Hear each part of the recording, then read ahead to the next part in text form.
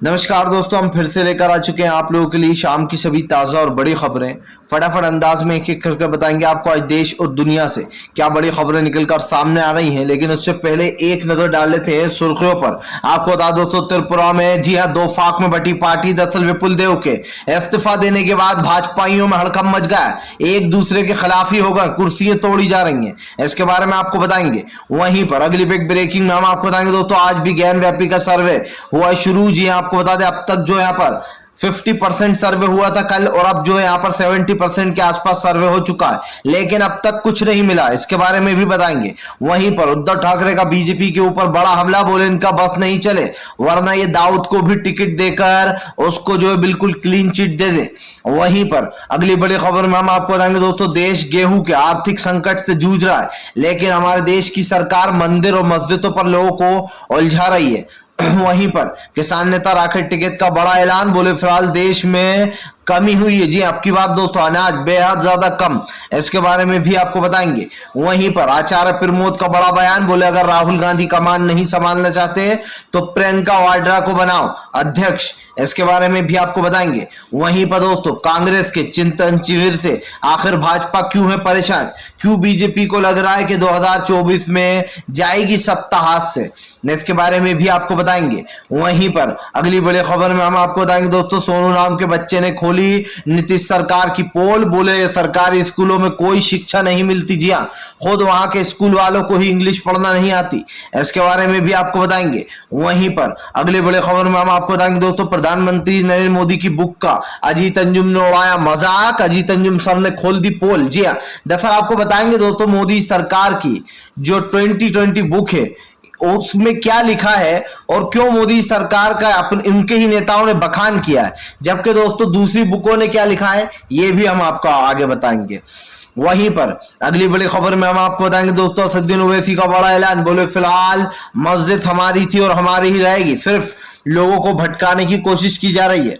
तो सारी खबरें दोस्तों फटाफट अंदाज में देंगे, एक एक कर देंगे। फिलहाल से चलिए बढ़ते हैं सबसे पहली और सबसे बड़े खबर की ओर। दरअसल दोस्तों आपको बता दें, प्रधानमंत्री नरेंद्र मोदी के ऊपर गरजे राहुल गांधी, बोले देश की बिगड़ती स्थिति आज प्रधानमंत्री के कंट्रोल से बाहर। राहुल गांधी ने प्रधानमंत्री पर निशाना साधते हुए कहा कि देश में बेरोजगारी और जो महंगाई बढ़ती चली जा रही है, इस पर कोई भी बीजेपी का नेता बात करने को तैयार नहीं है। समझिए, 2014 में मोदी जी की सोच अलग थी, 2022 में मोदी जी की सोच अलग हो गई है। पहले मनमोहन सिंह साहब पर हमला बोला करते थे, कहते थे आज महंगाई बहुत हो गई है, लेकिन आप समझिए आज राहुल गांधी ने एक बात और कही कि आज देश में नफरत की राजनीति हो रही है। आज देश में जानबूझकर आप समझिए दोस्तों, मंदिर और मस्जिद की जो बातें हो रही है ये सरकार जानबूझकर कर रही है, क्योंकि सरकार को ये पता है कि हम भी श्रीलंका से कम नहीं है।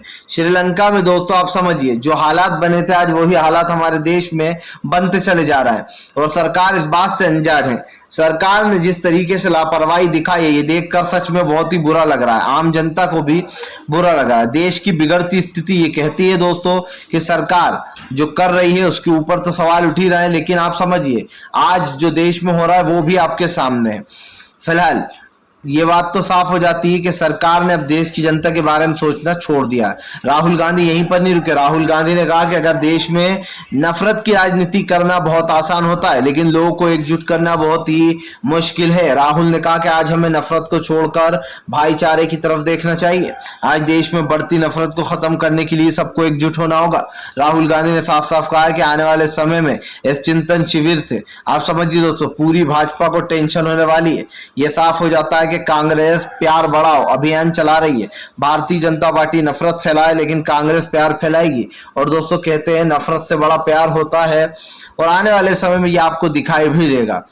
फिलहाल चलिए बढ़ते हैं और अगली बिग ब्रेकिंग की तरफ। बता दोस्तों, त्रिपुरा में विपुल देव के जी हाँ इस्तीफे के बाद दोस्तों मचा हड़कंप, दो फाड़ में बट गई है पार्टी। दरअसल दोस्तों त्रिपुरा में अब एक दूसरे से ही लड़ते हुए नजर आ रहे हैं बीजेपी के नेता। आपको बता दोस्तों, त्रिपुरा के जो सीएम विपुल देव कल उन्होंने अपना इस्तीफा दे दिया। जब दोस्तों उन्होंने अपना इस्तीफा दे दिया तो आप समझ सकते हैं कि पार्टी की हालत क्या हुई होगी। उसके बाद दोस्तों पार्टी में हड़कंप मच गया। आपको बताता चलूं दोस्तों, विपल देव ने जैसे ही इस्तीफा दिया, विपल देव के इस्तीफे के बाद दोस्तों पार्टी में हड़कंप मच गया। आपको बता दें बीजेपी के कई नेताओं ने कुर्सियां तोड़ दी। कुर्सियां तोड़ने के बाद उन्होंने ऐलान कर दिया कि फिलहाल पार्टी में नहीं रहेंगे जी अगर इस तरीके चला तो। दरअसल दोस्तों विपुल देव के जो समर्थक है उन्होंने यह हंगामा किया है। आपको बता दें विपुल देव को काफी लंबे समय से हटाने की मांग चल रही थी, कई लोग विपुल देव के खिलाफ भी थे और यही कारण है दोस्तों। आप समझिए विपुल देव ने एक बहुत बड़ी बात करी थी, नेपाल और श्रीलंका में सरकार बनाने की बात कही थी कि मोदी जी तो नेपाल और श्रीलंका में भी सरकार बना लेंगे। समझिए वो विपुल देव को पार्टी से बाहर निकाल दिया गया है, या फिर यूं कहते दोस्तों कि लतियाकर बाहर करा है। हालांकि विपुल देव को राज्यसभा भेजने की बात हो रही है, लेकिन दोस्तों ये तो महज आप समझते हैं एक लॉलीपॉप है। उनको मेन सीएम के पद से ही हटा दिया गया और एक अब लॉलीपॉप देने की कोशिश की जा रही ताकि वो शांत रहे।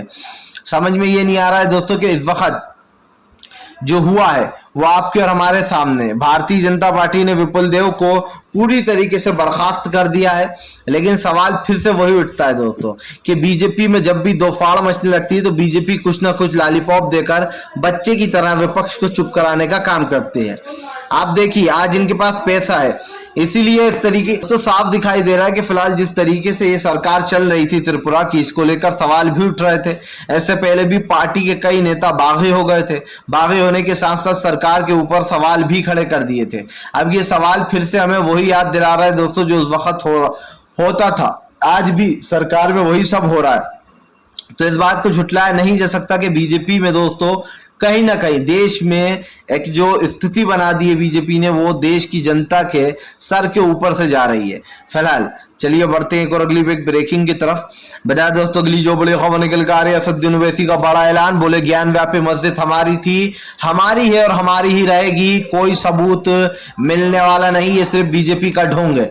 दरअसल दोस्तों आपको बता दें आज कल 50% जो सर्वे हो चुका था, अब माना जा रहा है लगभग दोस्तों 70% सर्वे हो चुका है और 70% सर्वे के बाद भी दोस्तों बाबा जी का ठुल्लू हाथ में आया है अगर बोला जाए तो। आपको बता दें ये सब कुछ राजनीति है, सबको पता है कि वहां दोस्तों तहखाने से कुछ मिलने वाला है नहीं। हाँ लेकिन इनके जुबानी अब मीडिया पर यह जरूर चलेगा वहां से कुछ तो मिला है, वहां से कुछ तो मिला है। आप समझिए बात किस चीज की हो रही थी कि वहां पर पहले मंदिर था, अब जब मंदिर था तो वहां पर कुछ वैसी चीज भी मिलना चाहिए थी, लेकिन आप ज्ञानव्यापी के सर्वे में दोस्तों कुछ मिला नहीं है। अब ऐसे में ये उड़ाई जा रही है गोदी मीडिया द्वारा वहां से कुछ तो मिला है, और ये कौन बोल रहा था, कल मानव गुप्ता के मुंह से मैंने बार बार सुना ये वर्ड कि वहां से कुछ तो मिला है। समझ में ये नहीं आता है दोस्तों कि ये लोग को कौन सा चूरन चटाती है बीजेपी, जो ये लोग वही बोलते हैं जो बीजेपी इनके मुंह में डालना चाहती है, वही वर्ड निकलते हैं जो बीजेपी अपने मुंह से निकालती है। कभी कभी तो मुझे ऐसा भी लगता है कि क्या ये सच में पत्रकार हैं या फिर नहीं है, और अगर हैं तो कैसे पत्रकार हैं, क्योंकि दोस्तों पत्रकारिता वाली तो कोई इनमें हरकत नजर आती नहीं है। बीजेपी के प्रवक्ता वाली हरकतें साफ साफ नजर आती हैं, क्योंकि आज की मीडिया दोस्तों समझिए पहले मीडिया का क्या काम था कि मीडिया किसे डिफेंड करती थी दोस्तों। मान लीजिए दोस्तों आपने एक लॉयर किया है, आपने वो लॉयर इसलिए हायर किया है कि वो आपको दोस्तों बेल दिला पाए या फिर वो आपको सच्चा साबित कर पाए अगर आपके ऊपर कोई झूठा केस लगा है। तो बस ऐसे ही दोस्तों बीजेपी ने अपने लिए मीडिया को हायर किया है जो कि बीजेपी के झूठ को भी सच दिखाए और जो सच में हो रहा है उसको ना बताए। पहले मीडिया का काम था दोस्तों कि वो उन लोगों को डिफेंड करा करती थी जो कि दोस्तों ये कह सकते हैं कि सच्चे हुआ करते थे, जिन्होंने कोई गुनाह नहीं किया होता था, जिनके ऊपर आरोप लगे होते थे, उन्हें डिफेंड करने का काम करती थी। तो अब थोड़ा सा चेंज हो गया है। अब मीडिया क्या करती है, अब मीडिया सरकार को डिफेंड करती है। पहले आम जनता को किया करती थी, अब सरकार को डिफेंड करती है और बताती है कि मोदी जी जो भी कर रहे हैं वो सब कुछ सही हो रहा है, मोदी जी जो भी करेंगे वो सब कुछ सही ही होगा। सरकार और आप समझिए सरकार से जो सवाल पूछे जाते हैं उसका मतलब भी दोस्तों आप बखूब जानते हैं। ये सरकार कितना ही झूठ बोलती रहे, कितना ही कुछ करती रहे, लेकिन इस बात को झुटलाया नहीं जा सकता है कि सरकार ने पिछले 10 साल में देश को डुबाने का काम किया है। अगर आज आप और हम बात कर रहे हैं इस सरकार के बारे में तो आप समझिए दोस्तों सरकार ने कुछ तो ऐसा किया है कि पूरे देश की जनता परेशान है।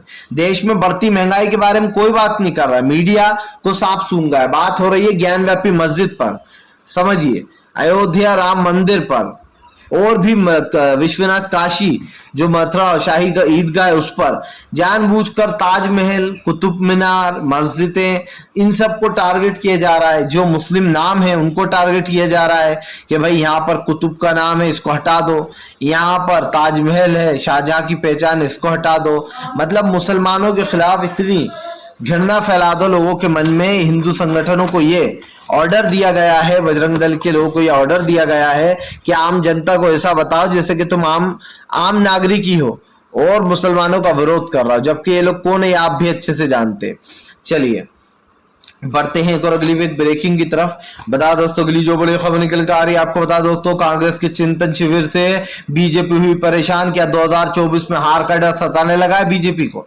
आपको बता दें दोस्तों, राज्य के चुनाव लोकसभा चुनाव में बहुत अंतर होता है, लेकिन दोस्तों ये बात भी सच है कि राज्य के चुनाव से इंसान थोड़ा मजबूत होता है, लेकिन इसका लोकसभा से कुछ लेना देना नहीं है, ये भी सच है।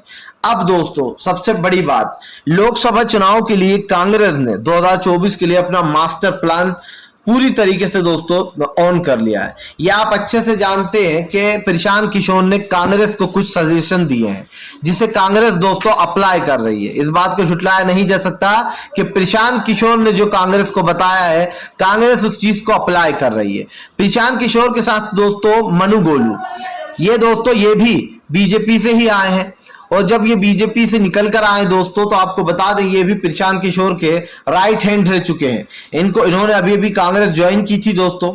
अब माना जा रहा है कि फिलहाल मनु गोलू और जो प्रशांत किशोर है ये कांग्रेस का स्ट्रक्चर बदलने में लग गए हैं, मजबूत करने में। हालांकि प्रशांत किशोर ने तो पार्टी को छोड़ दिया, लेकिन ऐसी खबर मिली है दोस्तों कि प्रशांत किशोर पीछे से ही सपोर्ट कर रहा है सजेशन देकर अभी, क्योंकि प्रशांत किशोर ने ज्वाइन नहीं की कांग्रेस। लेकिन इस बात को झुटलाया नहीं जा सकता दोस्तों कि आने वाले चुनाव के बाद कांग्रेस का जो प्रदर्शन होगा वो काफी बेहतरीन हो सकता है, क्योंकि पार्टी को बदलाव करने के लिए काफी चीजें देखी जा रही हैं।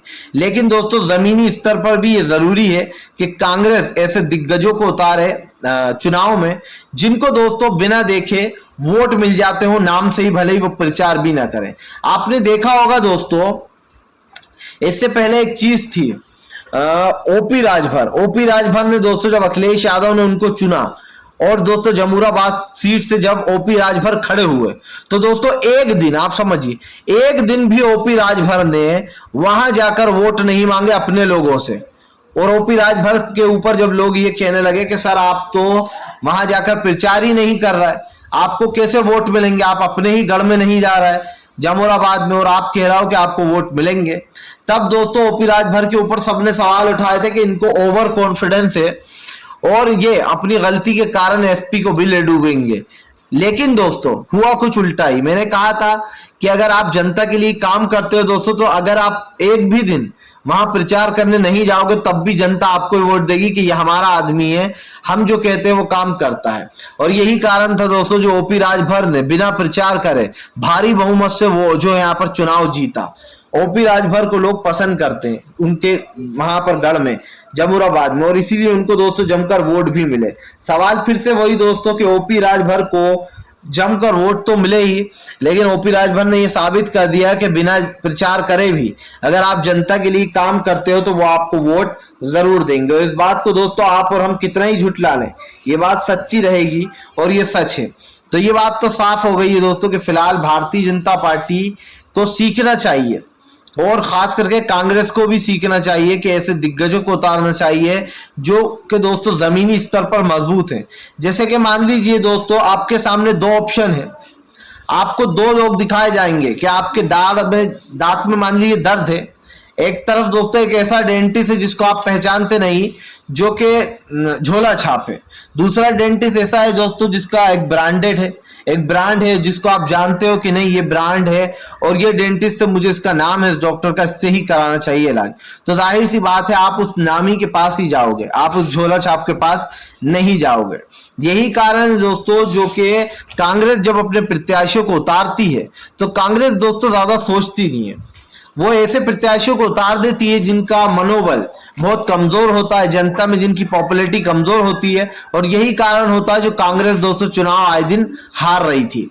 लेकिन अब इस चीज पर बदलाव कर रही है कांग्रेस और ये बहुत अच्छी बात है। समय के साथ बदलना ही राजनीति है दोस्तों, क्योंकि आप देखिए पहले देश की राजनीति थोड़ी अलग थी। पहले मेन मुद्दों पर बात हुआ करती थी, जैसे गरीबी बढ़ गई तो इस सरकार को हटाएंगे हम लोग बातें किया करते थे। लाइट जा रही है तो ये सरकार काम की नहीं है, इसको हटाएंगे। महंगाई बढ़ रही है तो लोग कहते थे इस सरकार ने बहुत महंगाई कर दिया, अब इसको वोट नहीं देना है। लेकिन आज की राजनीति बदल गई है। आज की राजनीति हो गई है मंदिर और मस्जिदों पर, 5 किलो फ्री राशन पर और बिजली फ्री पर। लेकिन ये कब तक चलेगा ये इसका किसी को पता नहीं। आप देखिए केजरीवाल का लंबा नाटक चल रहा था, पिछले 2 बार सरकार आई फ्री बिजली देने का नाटक कर रहे थे। अब जब इनको पता है कि सरकार चल नहीं रही है और पैसा बहुत उठ रहा है, तो ये लोग का साफ कहना है कि उनको ही बिजली फ्री दी जाएगी जो लोग को जरूरत है। यानी कि दोस्तों ये साफ हो जाता है कि अरविंद केजरीवाल ने उन लोगों का बिल काट दिया है, उन लोगों का जो लोग कहीं ना कहीं रिच है, अमीर है, जिनको इसकी जरूरत नहीं है फिलहाल। खैर चलिए हम बढ़ते हैं दोस्तों एक और अगली बिग ब्रेकिंग की तरफ। बता दोस्तों अगली जो बड़ी खबर निकल कर आ रही है आपको बता दोस्तों, प्रधानमंत्री नरेंद्र मोदी की बुक का अजीत अंजुम सर ने उड़ाया मजाक, खोल कर रख दी पोल। दरअसल दोस्तों प्रधानमंत्री नरेंद्र मोदी की एक बुक लॉन्च हुई। इस बुक के लॉन्च होने के बाद दोस्तों प्रधानमंत्री की इस बुक के साथ आप समझिए, इस बुक के साथ गृह मंत्री अमित शाह ने इस बुक को बाकायदा शेयर किया। शेयर करने के साथ साथ इसमें कई लोग दिखे दोस्तों, वेंकैया नायडू, विदेश मंत्री दोस्तों, और जो है यहाँ पर अमित शाह ने नरेंद्र मोदी के बारे में इस किताब में काफी बखान लिखा है। बेसिकली दोस्तों ये कह सकते हैं कि ये किताब जो है इसमें इन्हीं के पार्टी के कार्यकर्ताओं ने अपने मन की बात कही है और मोदी जी के बारे में किताब लिखी गई है। अब दोस्तों इसमें एक चैप्टर है जो कि कोरोना का चैप्टर आता है। हालांकि चैप्टर तो बहुत है, जो मोदी जी ने सारे ही झूठे लिखे हैं, लेकिन अभी हम मेन चैप्टर पर आते जो है कोरोना टाइम का चैप्टर। इसमें प्रधानमंत्री नरेंद्र मोदी दोस्तों सबको याद होगा कि जैसे ही कोरोना आया था और जब दूसरी लहर में मौतें होना शुरू हुई और नालों में लाशें बह रही थी, तब मोदी जी बाकायदा 1 से 2 महीने के लिए गायब होगा, बिल्कुल अदृश्य होगा जैसे मिस्टर इंडिया। उसके बाद लोगों ने सवाल पूछना शुरू किया और लोगों ने किताबें लिखना शुरू की, बड़े बड़े पेपर लिखे, बड़े बड़े न्यूज़पेपरों ने छापा मोदी के बारे में। लेकिन पहले मैं बताता हूं कि मोदी जी की किताब में कोरोना को लेकर क्या लिखा गया। गृह मंत्री अमित शाह ने लिखा कि जब पूरा देश मर रहा था, कोरोना से जूझ रहा था, तब प्रधानमंत्री नरेंद्र मोदी ने संजीव जड़ी बूटी की तरह काम किया और लोगों की जानें बचाई। उन्होंने साबित कर दिया कि देश के प्रधानमंत्री कितने मजबूत हैं कोरोना से लड़ने के लिए भी। अब ये किसने बखान किया है दोस्तों, क्योंकि मोदी जी की बुक है तो मोदी के समर्थक ऐसा ही लिखेंगे। लेकिन दोस्तों क्या आपको पता है दोस्तों कि जो यहां पर आउटलुक ने क्या छापा था? आउटलुक ने छापा था दोस्तों लापता प्रधानमंत्री। जी हां, लापता प्रधानमंत्री जो कि गायब हो गए।